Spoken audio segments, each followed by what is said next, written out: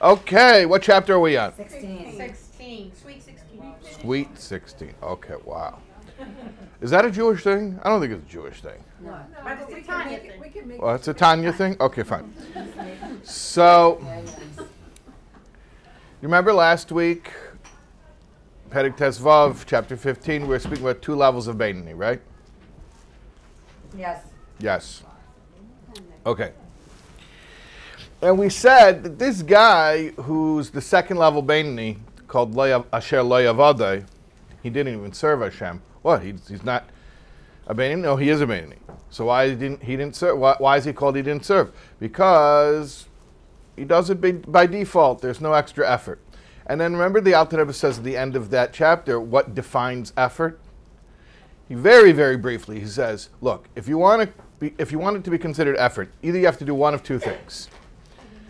Either you have to meditate on Hashem until you create some feelings that will push you to do the right thing, or you have to tap into your innate love of Hashem, which is already installed in your Jewish soul.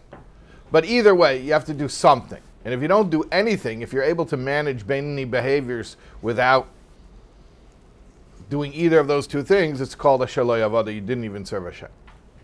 Right? Right. You just saying right, or you remember? No. You remember? Okay. So let's talk more about the first of those 2 methods. What are these methods for? What are they doing? What are these methods for? What are they doing? We have to struggle. They are struggle, but what do they do? What do they accomplish? Meditation. Well, one is meditation. Yeah, but what do they both do? Bring us closer to Hashem. What? Bring us closer to Hashem. That's too general. You're always going to be right when you say that. Break the hat. Well, that is true. It takes us out of the category of Asher Lo Yavada and puts us into Ovid, not Evid. Well, Evid's you a said tzaddik. 101 times if it goes over. 100. What I'm going for is both of these are methods for creating emotions. Oh. Okay?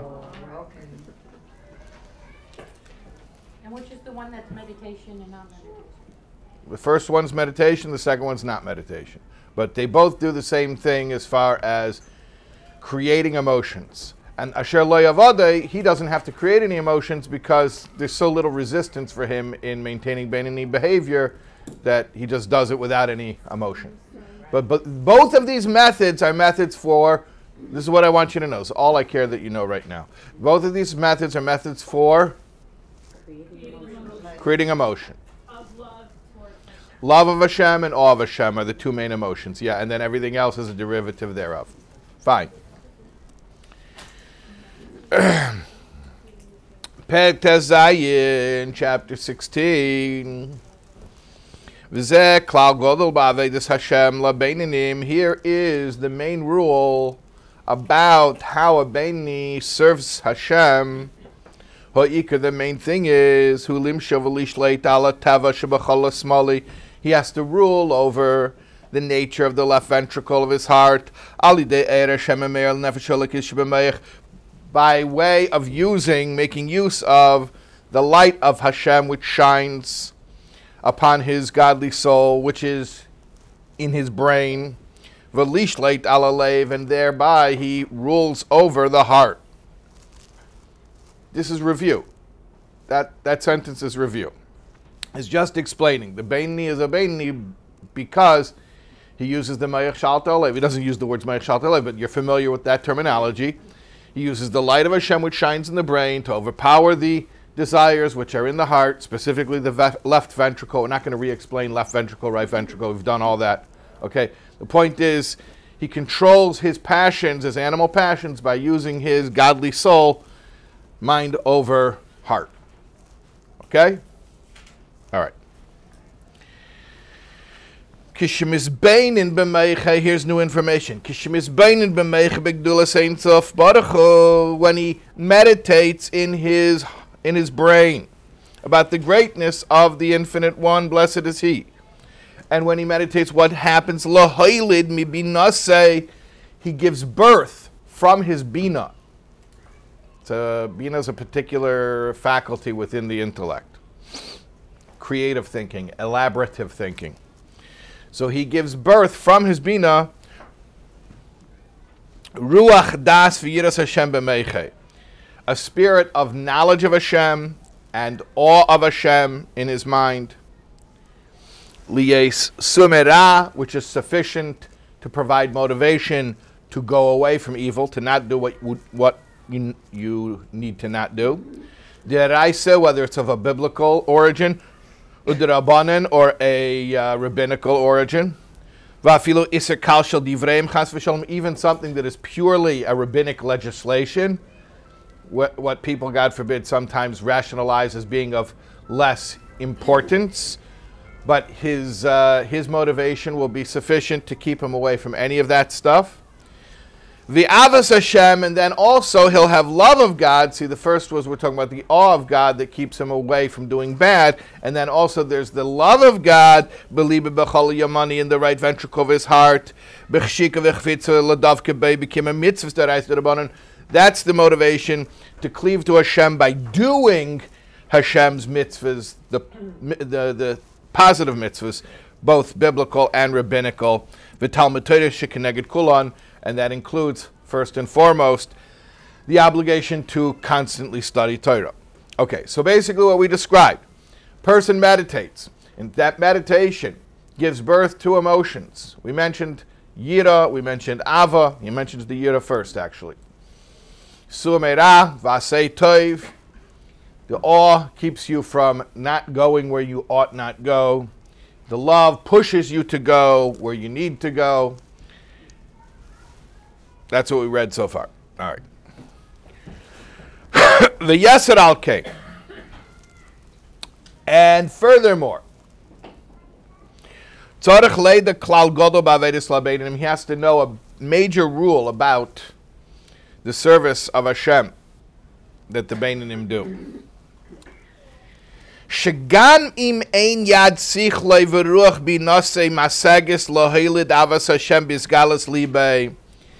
That even if your mental capacity is not enough to give birth to real love of Hashem in a revealed way in your heart, you're not able to get that love flaming like a fire. You can't get yourself to feel this tangible, visceral love of Hashem. But rather all you're able to muster is ho'ava misuteris b'meichav talumas lebe, a hidden or latent love that remains in your brain and in the recesses of your heart, meaning as opposed to the revealed aspects of the heart. So it's not shooting out, it's not overt, it's sort of subtle, low-key emotions, hardly even emotions. So even if that is the case, he's going to tell us, even if that is the case, that he's not able to generate intensely powerful emotions. And here, by the way, he mentions why is he unable, because first he just stated the fact. He's unable to get the emotions really roaring. But why is that the case? And the reason for this,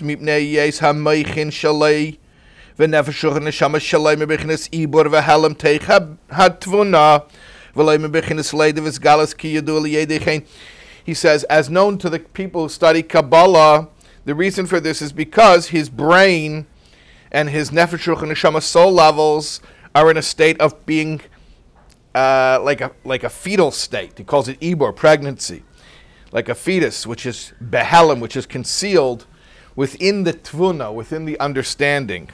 And it's not in a state of being born and being revealed. In other words, you have to imagine this guy, he's meditating and he's trying to create emotions, and his emotions are remaining like a little fetus who's kicking around in the womb, but it just won't get born. It won't come out and become a person.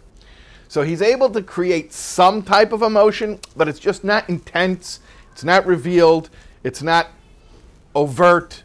Now, if I were to tell you, there's a guy who meditates and the emotions that he feels for Hashem are very intense. In fact, he feels those emotions even more acutely than he feels his emotions about anything else in the world. And I describe such a person, what would you assume about that person as far as Beinoni Tzadik Rasha, what I just described? Person meditates and his emotions are so intense that he feels more intense emotion about Hashem than he does about anyone or anything in the world. Tzaddik. Okay, good. This guy, though, we're describing right now is only a Beinoni. So he is meditating, because he's not a Asher Lo Yavadeh, he is meditating. He is Ovid, he's working. But even when he does the work, the level of intensity of the emotions just isn't that extreme. We said it's like a fetus compared to a birthed baby. You following? It's not that hard. You following? Yeah? Okay. Okay. So he says you should know that even if this is the case, remember what he said? You should know, even if this is the case. The Alter Rebbe is always trying to stay one step ahead of you guys because he knows you're perfectionists and you're always going to give up and you'll be like, oh, there's no point anymore. I meditated and it didn't make me want to fly. Well, sometimes you meditate and it's just a little simmer. Not even like a little crock pot, you can barely see the bubble. You guys you ever make cholent in a crock pot? Yeah, like tiny little, it's not boom, boom, boom, rolling boil. Like, you know what I'm talking about? Okay. So sometimes it's like that. Sometimes it's like that. So he says, he's describing more. What is the condition of this guy? Dahainu shahalev mevin beruach chochma bina shebemeche. His heart understands with the spirit of chochma and bina that's in his brain. Dula saints of Baruch Hu, the greatness of Hashem. Duchul kamek kolei choshev mamash. He understands at least the concept that everything is nothing before Hashem. Relatively speaking, everything is nothing before Hashem. Asher al kain, and that therefore. See, that's just a philosophical statement. Compared to the infinite, everything's like nothing. Okay, fine. But then, therefore, Asher al kain, that therefore, what should be the emotional conclusion from that idea? Yasa lo yisbarach, it is fitting for Hashem, shitich le'elav nefesh kol chai, lidavek v'lekala be'ireh, that every soul should yearn, should pine to just be subsumed in him.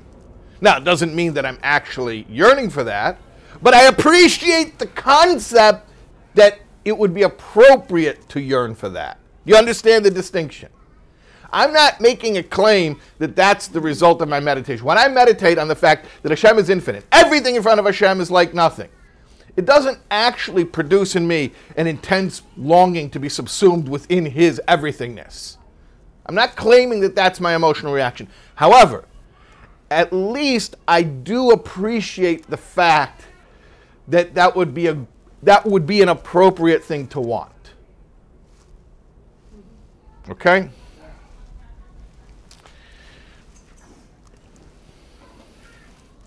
V'gam nafshe v'rucha yasher b'kir b'kach yasa lohen liyes kolos elav b'chshika v'chvitza letzeis menar tekon hu aguf l'dav kebei.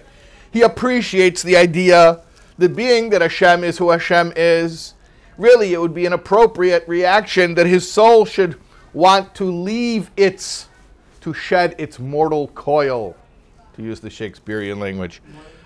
Yeah. And what? This, whatever, I think it's Hamlet. Okay. Anyways, yeah. He wants to leave behind his embodiment. No, actually, he doesn't want to. He realizes that he should want to. He still likes ice cream, so why would you leave the world when there's ice cream in the world? Even if he's not going to eat it, but it's comforting to know it's there in case he does need it. Any special flavor? What? Mint chocolate chip. Oh, yeah, it's good taste. But he realizes that mint chocolate chip is finite and Hashem is infinite. So in comparison, who's going to win? Hashem. So it's not that his reaction to Hashem actually is that visceral, but he appreciates intellectually that should be his feeling. Okay? All right. Rak shabal korchon choyes heine b'seich haguf v'tzurus bei kalmonis chayes. He appreciates also that the fact that the soul is trapped in the body is sad. It's sad for the soul to be trapped in the body. The soul wants to leave the body and be bound up with Hashem. Now, that's not what he's really feeling, but he realizes that he realizes that would be a sensible thing to feel. Is he a tzaddik wannabe? Tzaddik wannabe? No, because he learned Tanya and he understands that he should be happy being a Beinoni. But all of this remains in the intellectual level. Okay, so your question is, this all remains in the intellectual level? Not entirely intellectual, but certainly not emotional in the pure sense of emotion. In other words, think about it like this. I'm going to use my own language here. This is not the Alter Rebbe's language. But between an idea and a feeling, so those are two different worlds. An idea, like I can tell you ideas that I don't even agree with, let alone like, right? So just because I have an idea doesn't mean I like the idea, and it could be I even dislike the idea. But well, not today because of the internet algorithms, but once upon a time somebody could articulate intelligently the argument of their opponent. Today we can't do that because we're all emotional. We just dismiss they're dumb, right? Everyone's dumb. If they don't agree with me, I don't even agree with me because I don't even know why I hold what I hold. I just know that that's what our team does. Go team. But once upon a time, before the internet algorithms turned everyone's brains into cream of wheat, you could have an idea and you didn't have to necessarily like the idea. You understand the idea intellectually. I appreciate the argument. I don't agree with it, but I understand it, right? So that's intellect. Emotion is the opposite. Emotion is, once you're emotionally tied to something, then it's like, don't confuse me with the facts. I have an emotional investment already, right?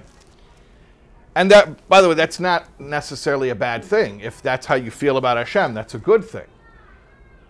I got myself to a point where I'm emotionally connected to Hashem, and now even if I go through, let's say, some type of trial where I'm being tested, where I don't understand why do good things happen to bad people, why do bad things happen to good people, right? I won't be disturbed, I might be disturbed, but I'm not going to be confused by it because I'm already emotionally committed, okay?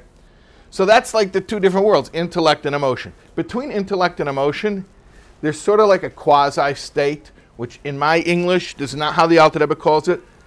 I'm going to call it an opinion.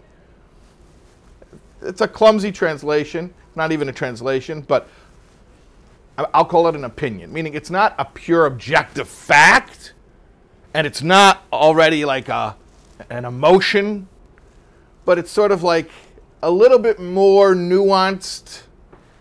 How can I say it? There's a little more personal investment in it than just a cold hard fact, but it's not exactly as intense as a real emotion. So it's not like I'm walking around excited about this, but if you would ask me about this idea, I would have a personal opinion about the idea. So if you would ask me, is Hashem infinite? And I would have a purely cold, objective reaction. Yes, Hashem is infinite. And therefore nothing. It's just an information. It's just a piece of information that I know, that I hold in my head. Okay, that's called purely intellectual. Then the other extreme is I walk around like I'm in love, just floating on cloud nine. Whoa, why are you so happy? Oh, because I'm with Hashem and I love Hashem so much and Hashem loves me so much. Okay, that's a tzaddik. That's clearly, it went all the way to the emotional realm. And then in between that would be a guy who would be like, I don't feel that intensity of emotion that the tzaddik feels, but definitely my connection to this idea is more personal than just a cold, hard fact that has no personal bearing on me. So you understand what I'm saying? It's not purely intellectual, but it certainly isn't the full-fledged emotion either. Yeah? Does a person need to go through the intellect in order to get to emotion? Yes. Yes. I don't know. Okay. Maybe we didn't say this clearly enough. This is, well, Mind over heart. you learned chapter 3. You learned the 10 faculties of the soul. And you remember you learned, the 10 faculties of the soul, chapter 3. And you learned there are 3 intellectual faculties and 7 emotional faculties. And that the 3 intellectual faculties are called the parents. And the 7 emotional faculties are called the children. So you know where babies come from. Children have to come from parents. So emotions have to come from intellect. They don't materialize out of nowhere. So yes, this is a process. Emotions do arise from intellect. What we're describing here is that, and that's why he used the metaphor earlier of a fetus as opposed to a born baby. There's some degree of the process going on, but not the full culmination of it. A tzaddik would be, he meditated, and the ideas he meditated on became born as living, breathing emotions. This guy, it's like he's pregnant. You know, he doesn't have his baby yet, but he's like pregnant with it. Hopefully, ultimately, but not necessarily. Not necessarily. And this is what the Alter Rebbe is saying, that even if it will just stay in that in-between state, well, I don't want to give away what he's about to say, but he's addressing somebody who's never going to reach that level of emotional intensity for Hashem that the tzaddik reaches. Okay?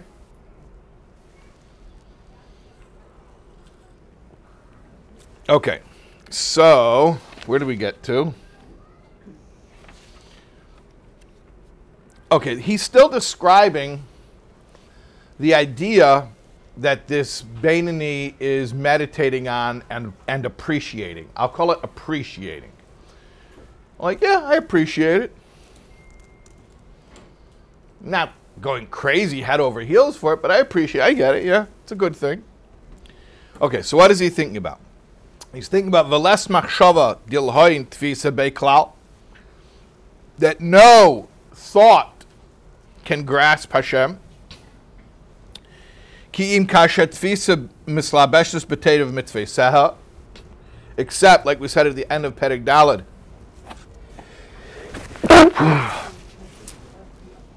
the only way to grasp Hashem is through Torah and mitzvahs. Like the metaphor of hugging the king when the king is clothed. You don't say, I'm hugging the king's shirt. You say, I'm hugging the king, even though the king is wearing a shirt. So when Hashem is invested in Torah and mitzvahs, and you're doing the Torah and mitzvahs, that's Hashem. Hashem within Torah and mitzvahs. The point is, what he's meditating on here is the idea that, of course, it is proper and fitting to yearn for Hashem, and one who yearns for Hashem should then follow that up by going and doing Torah mitzvahs, because that's the way to get Hashem, so to speak.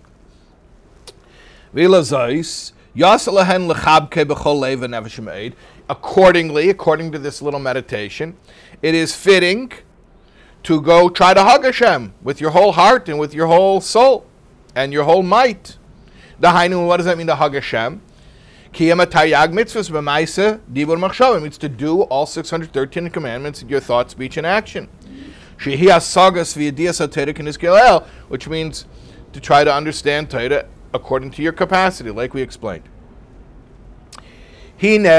So behold, when he focuses on this idea in a deep way, in the depths of his heart and in his brain, in his mouth and his heart are aligned. That means he's not lying, he really believes it. Meaning he follows it up with action. Shemakayim kain befiv kafi asher nigbar betvunos libei meichei. That means he actually follows it up by doing what he's supposed to do, what he decided to do in his heart and in his mind. That means he actually is constantly learning Torah. with his mouth, and also his hands, and his other limbs, the rest of his body is also doing the mitzvahs according to what he understands is the proper thing. Hare. So, tavuna zu. This tavuna, he calls it a tavuna. Tavuna is related etymologically to the word bina. Bina means understanding. So tavuna, you could call it an understanding. I call it an appreciation.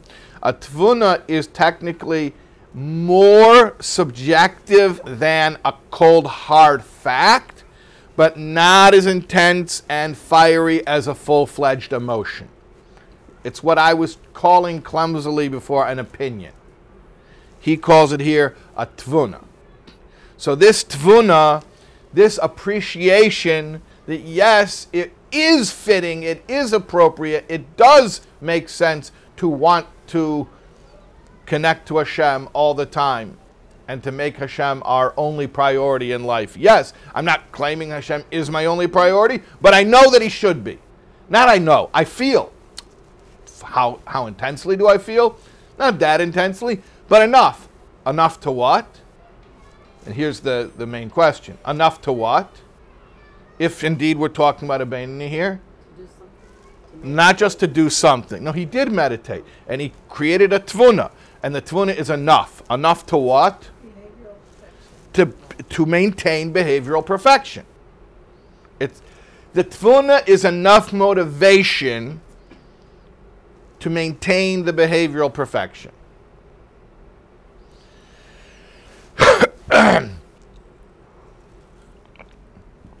Do you mean appreciation of Hashem? Appreciation of Hashem. Okay. What else? Hashem is infinite. Everything else is nothing. That's what he's meditating on. If he would be a tzaddik, that meditation would cause him intense emotions. But he's not.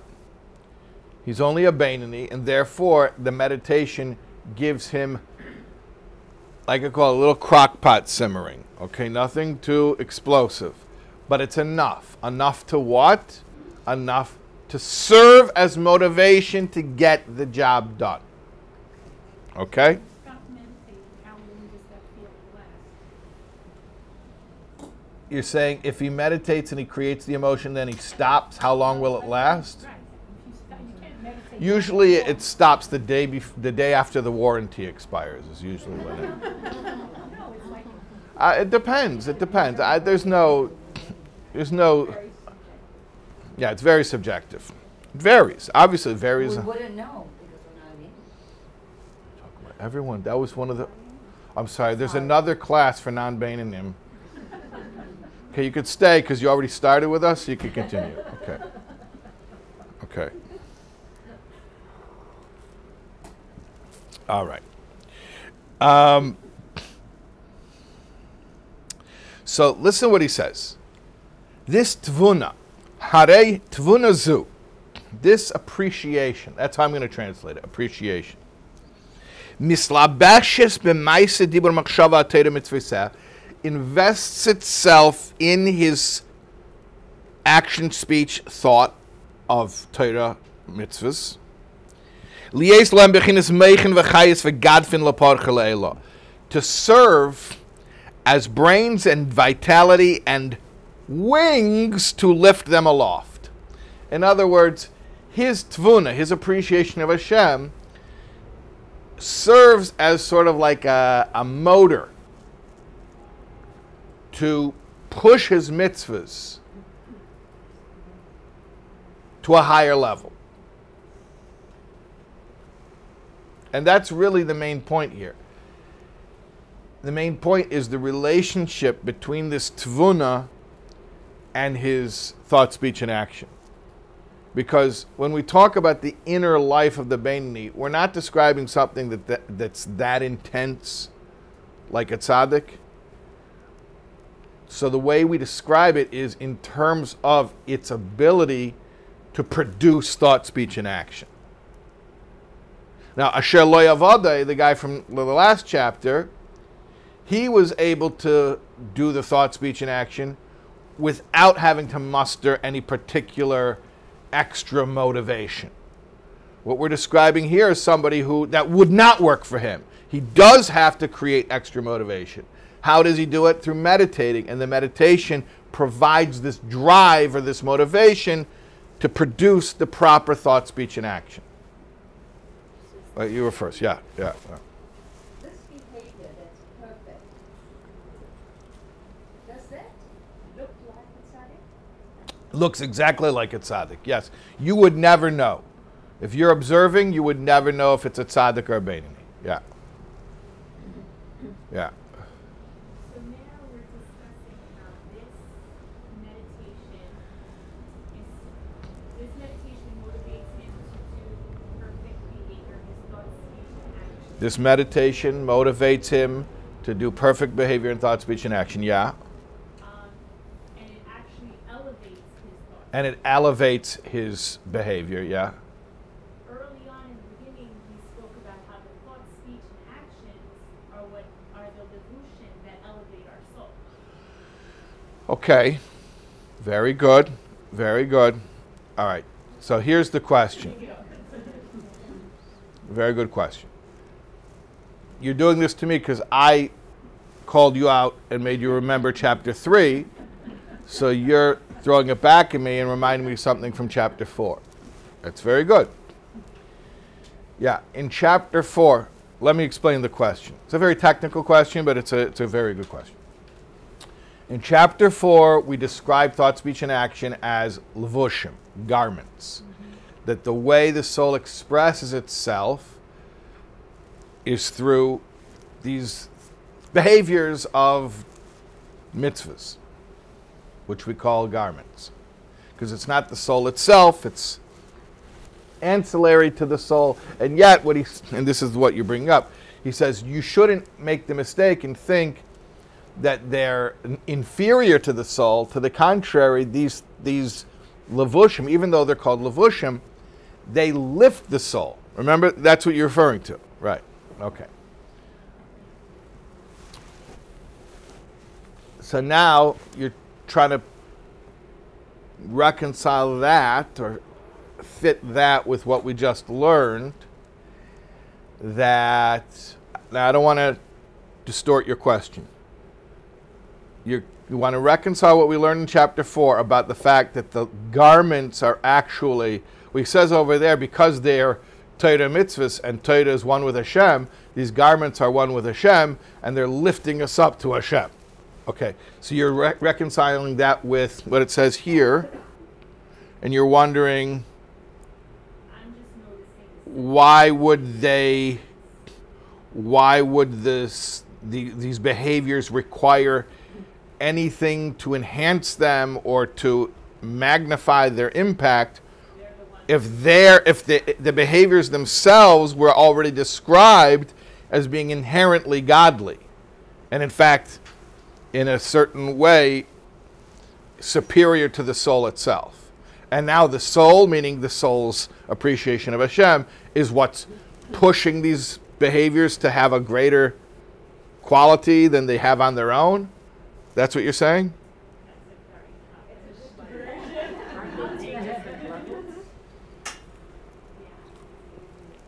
Okay. So it's a fantastic question. As we're going to learn more at length, more in detail in chapters 38 and 39 and 40, there are differences in the effect that the mitzvahs have on this world and on spiritual worlds. It's not all the same. It's not every mitzvah every time has the same impact on the world, or worlds, plural. There's a difference between one mitzvah and now there's another okay. There's another perspective from which every single mitzvah is absolutely identical.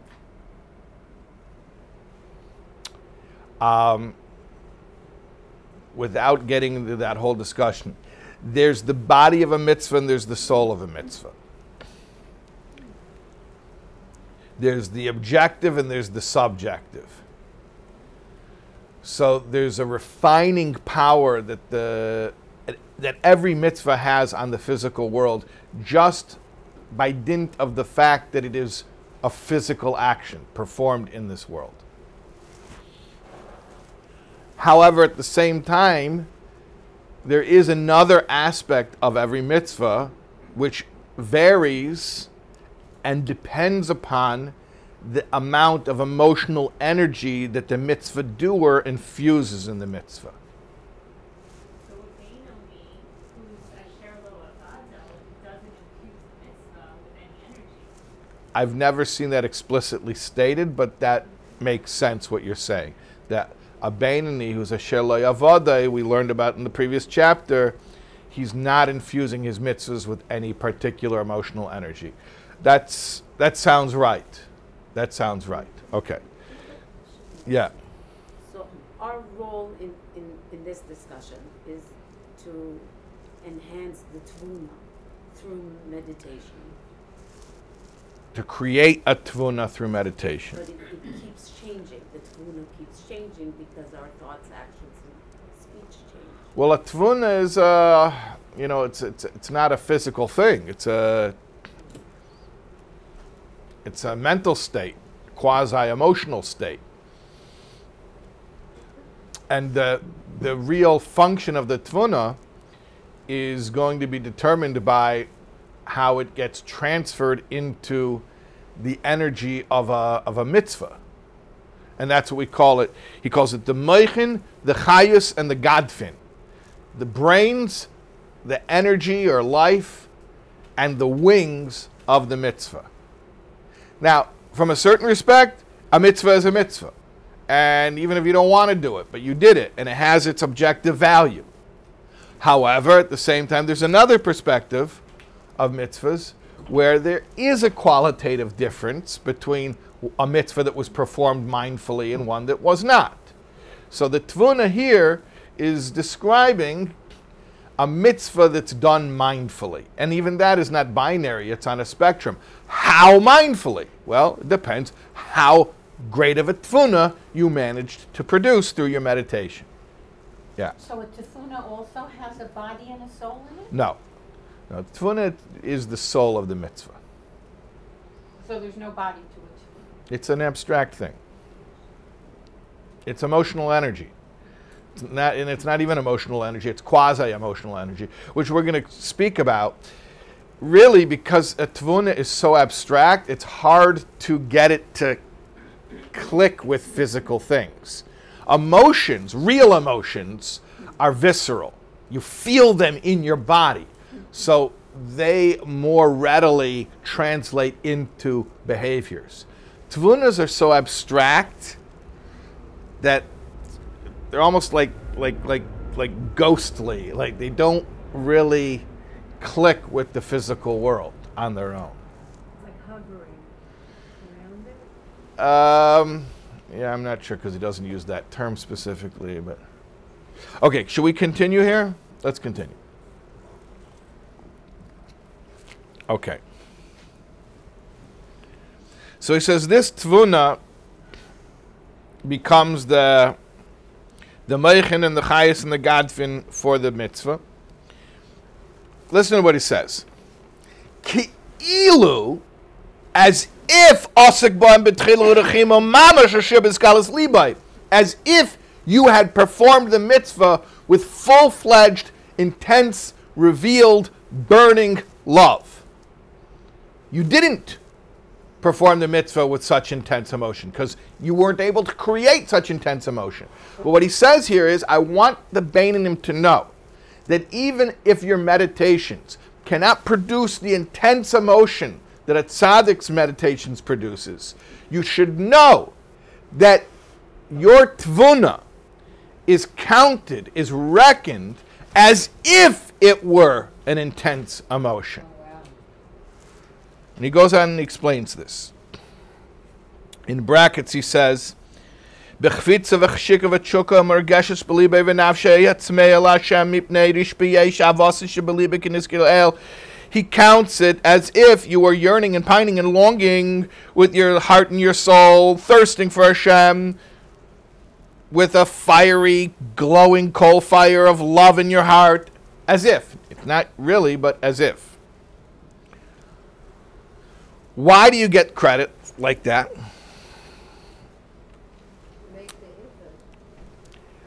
Why does Hashem give us that credit?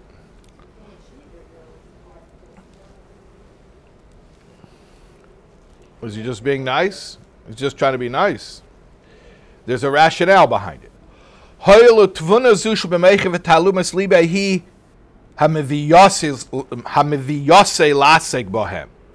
Because your tavuna, even though it's not intense, raging emotion, and it's only in your brain and in the recesses of your heart, it's not revealed in your heart. However, it is what brings you to do the behavior. So since it translated into behavior, apparently it wasn't too shabby. Is this like the kiss, the ahava rabbah analogous? No. This is the avarabba is intense emotion. This is the opposite. He continues the rationale. V'lulei shahayim izbein betavuna zu lo haya isik b'hem klal ala b'tzarchei gufei levad. And I'll tell you even more. If you hadn't meditated and mustered this little tavuna of yours, you wouldn't have done the mitzvah. Rather, what would you have done? You're not an asher le'avadai who can skate by without meditation. No. If you wouldn't have done this meditation and mustered this little tavuna, then you wouldn't have done a mitzvah. You would have done something else. You would have taken care of yourself. You would have done something that you want to do instead of what Hashem wants you to do. So the fact that your tavuna was enough to get you to do what Hashem wants instead of doing what you want, apparently it has some power to it. And therefore Hashem is saying, I'm going to count that as if it were an intense emotion, even though it's not an intense emotion. Now we have to explain, why does it require this whole explanation? Why does Hashem have to explain why it counts and looking at it as if it were an emotion? We're going to get to that, but let's keep moving here.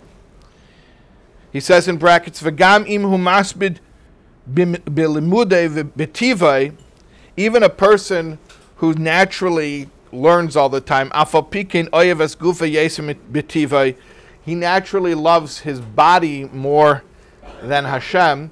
So the fact that he's able to keep himself going and focused on learning, that must have been because he got himself to be motivated to do it. So you hear what we're saying? If you wouldn't have meditated and created this little tavuna, then you wouldn't have done the mitzvahs. And certainly you wouldn't be doing the mitzvahs consistently. And the Beinoni is doing mitzvahs consistently. So Hashem counts this little tavuna as if it were an intense emotion, even though it's not. V'zeh ramzu razal. This is what our sages hint to when they say, ba'amram, when they say, Machshava teva kadosh baruch hu mitzaref el ha'maisa. You ever heard that expression? Hashem, well, literally, mitzarfa means combines. Hashem combines a good thought to a deed. Usually the way we use this expression, we say, oh, you know, you're going to take me to the airport at 1 o'clock? Don't worry about it, I got a ride. Machshava teva, you had a good intent, and it'll be counted as if you did it. That's the expression. Machshava teva, mitzarfa kadosh baruch hu l'maisa. That a good thought, a good intent, Hashem reckons or counts like you actually did it. You didn't do it. You wanted to do it. You would have done it. But it wasn't needed in the end. It's not that you gave up and said, I don't want to do it. No, you were ready to do it until the very end, and then it wasn't needed anymore. So that's called Machshava Teva Kadosh Baruch Hu Mitzaref L'Maaseh. So listen what the Alter Rebbe says. He's not saying this is pshat of that statement, but he's saying this is a remez that you can take from this statement. The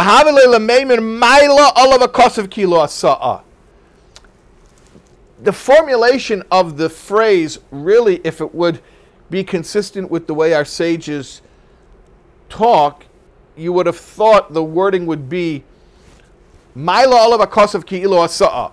that when you have a good intention and you meant to do it and you were ready to do it and then it didn't work out for reasons beyond your control, it is considered as if you did it. The wording should have been and yet that's not what the wording is. The wording is mitzarafa, which literally means Hashem combines. Hashem combines. Eloho inyan. But here's the concept. He's going to say, why is the expression Hashem combines a good thought with a deed? Remember what I was saying before? That these tevunos are kind of like abstract, ethereal, and emotions, real emotions, are visceral. You feel them in your body. Nachum Chernobyler, the Talmud of the Baal Shem Tov, says that when he would say Amen Yehesh Me'Rabba, he would get physically fat from the pleasure of saying Amen Yehesh Me'Rabba. He was a real tzaddik. If Nachum Chernobyler got fat from Amen Yehesh Me'Rabba, I got fat from Bere Mine Mezainas. I didn't make up that joke, by the way. I'm just repeating a joke I heard. Okay. But the point is, a tzaddik's feelings for Hashem are real, visceral feelings. You feel it in your body. So therefore, his emotion that's in his body, it's not a far leap at all for that emotion that's in your body to then be expressed through your body as a mitzvah behavior. However, you're talking about a Beinoni who's only creating a tavuna, and the tavuna is so ethereal and abstract, it's hardly more than just an idea. It's more than an idea, but it's not a full-fledged emotion. It's not something he's feeling viscerally in his body. So there's sort of a leap to get from that state into a physicalized state of a mitzvah behavior. You following what we're saying? There's a little gulf that needs to be bridged. So watch what he says. When you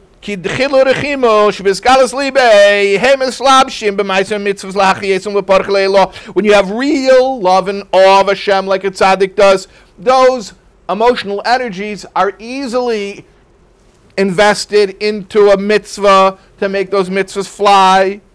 Because a physical heart is also physical. Like any physical body part. The only difference is the heart is, he calls it more internal. He doesn't just mean the physical location of it, although that too, because the physical is related to the spiritual. But the point is, the heart is a physical organ. Real emotions are felt physically. And that's what a tzaddik feels for Hashem. Therefore, it's not a big leap for that emotion to then carry over into a physical action. However,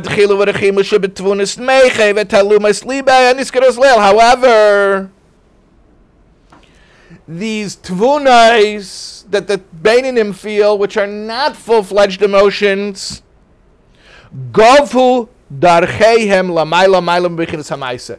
They're very lofty, they're very rarefied, they're very spiritual, and they're far removed from physical action. And of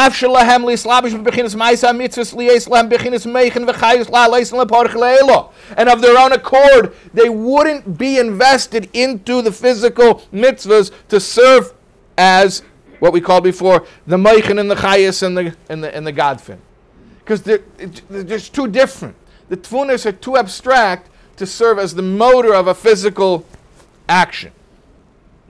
If not for the fact Shakadish Baruch Hu mitzarfa nu mechabron lebechinas hamaisa. Hashem intervenes and literally puts them together. He combines the tavuna with the action, and that's what he's saying is the meaning or the hint within the meaning of this saying that machshava tova is a good thought, but here it means a tavuna. Mitzarfa lamaisa, Hashem combines it, because if Hashem didn't combine it, if Hashem didn't put it together on its own, it wouldn't go together, because one's so abstract and the other one is physical and tangible. Veheina nikrois b'shem machshava teva. This tavuna is what's called the machshava teva, a good thought. These are not real, visceral, revealed emotions like the tzaddik feels. It's just an appreciation in the mind, and it's in the recesses, the hidden parts of the heart.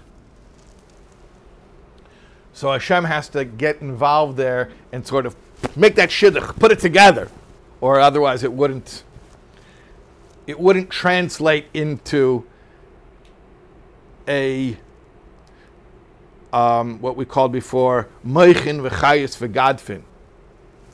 It wouldn't. Hashem wouldn't.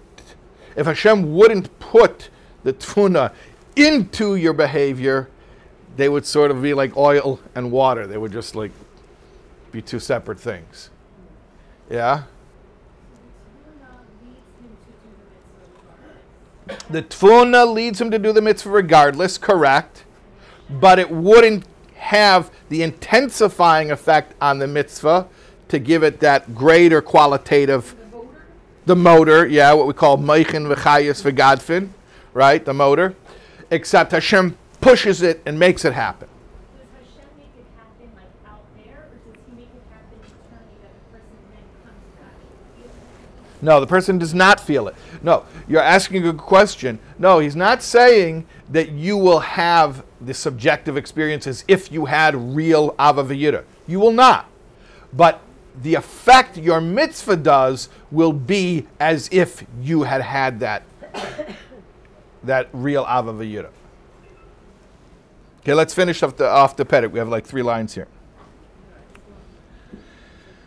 He says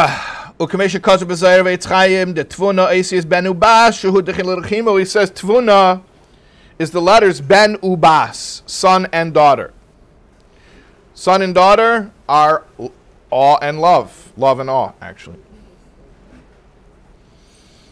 He says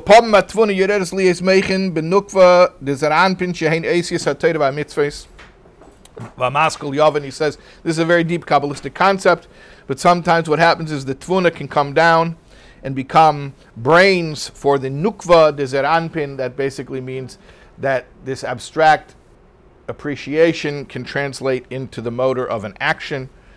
Ach tzeruf zeh mitzaref HaKadosh Baruch Hu kedei lahalis ma'aseh hamitzvah se'etzek ha'teira ha'naisem ha'yidei machshava teva nizkarim la'el ad elam abriya. When Hashem does this, all right, and this I'm not going to explain at length, but in chapters 38, 39, 40, we'll have a whole lot of it, God willing. Remember I said that this combining creates a qualitative advantage to the mitzvah that it wouldn't normally have. So he names what that is. It causes the mitzvah to have an impact on the level of the world of Bria.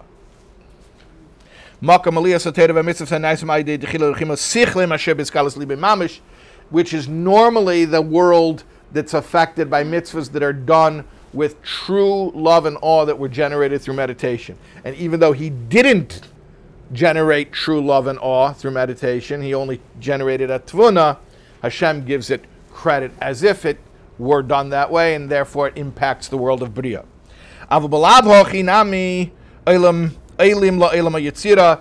Even without Hashem's intervention, the impact would have reached the world of Yetzira, which is one level lower than Bria. Like we're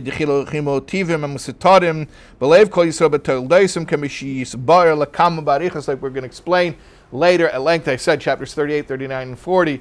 So really, the intervention here that Hashem is doing is to make the spiritual quality of the mitzvah affect one higher world than it would have on its own. Yeah.